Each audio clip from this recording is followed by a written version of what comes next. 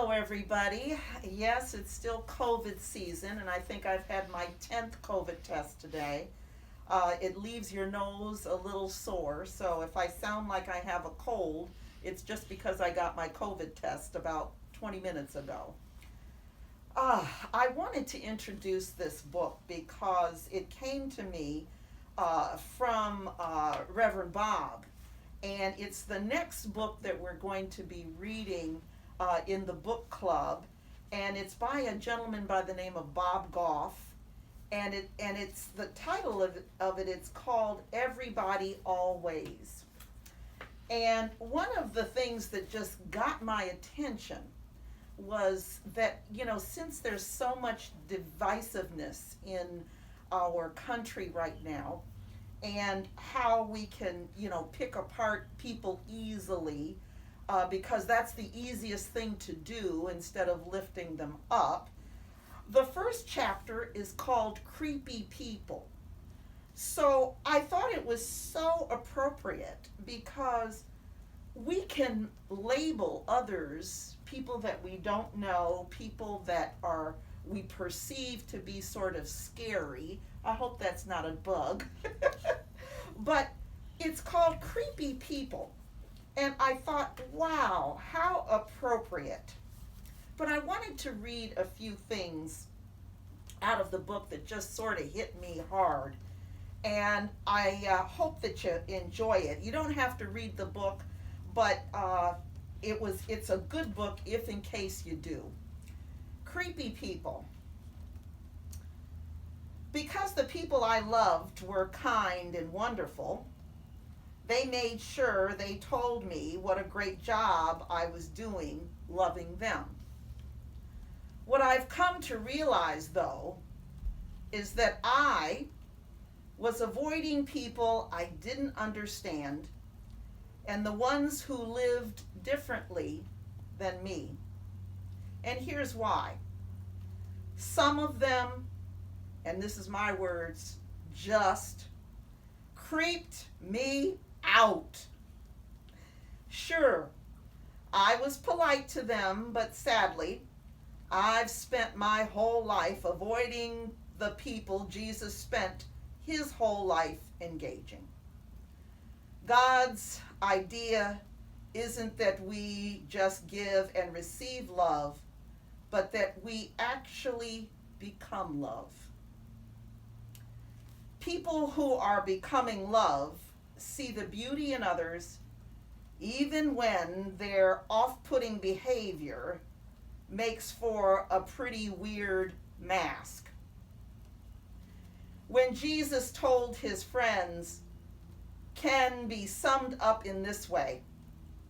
He wants us to love everybody always and start with the people who creep us out. Well, I go on to say this. Are there people you should give a wide berth to? Absolutely. You bet. There are people in my life and in yours who are unsafe, toxic, and delight in sowing discord wherever they go. But God gave us discernment, and we should use it as we live our lives. He's also given us love and understanding and kindness and the ability to forgive, which have power we often leave untapped. There's a difference between good judgment and living in judgment. The trick is to use lots of the first and let go a little lighter on the second. So what I'm learning about love is that we have to tackle a good amount of fear to love people who are difficult. And oftentimes I encounter someone who makes me feel afraid. I instantly put up the barriers. I put them up with my big words and my opinions. I construct them to protect myself. Barriers make me feel right. and that makes me feel safe. But I think this is something we all do to some degree, and there's no shame in that, except it's not what Jesus did. This book reminded me of my own fears and how I put up barriers and how I think about others and how fear gets into my soul and into my actions. And I realized very quickly that, Cheryl, what are you afraid of, really?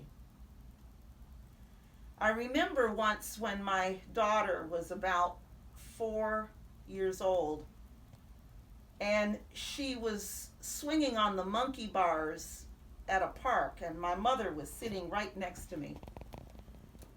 And every time she would swing upside down, my mother would go like that.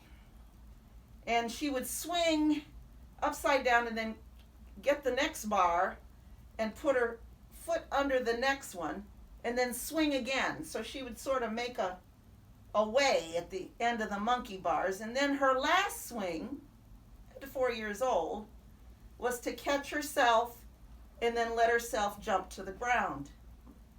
And I remember my mother saying to me, "Oh, that girl is going to be the life of me." And every time she swung, she went every time. And I looked at my mom. I said, "Mom, you're making me nervous." And Jasmine, the 4-year-old, came over and climbed up on her grandmother. And she took her face like this. And she said, "Grandmommy, what are you afraid of, really?"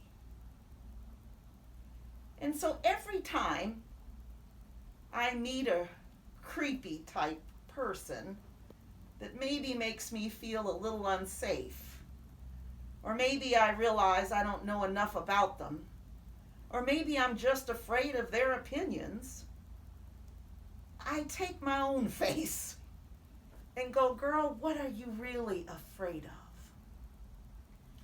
And so in this day and time, I invite everybody to think about that creepy person, the one that makes you feel unsafe, not the one that truly is unsafe, but the one that you just kind of don't want to have too much contact with because you're not sure what they're going to say. Or they might believe in something that you don't. I invite you then to start to listen and sit down maybe and listen some more.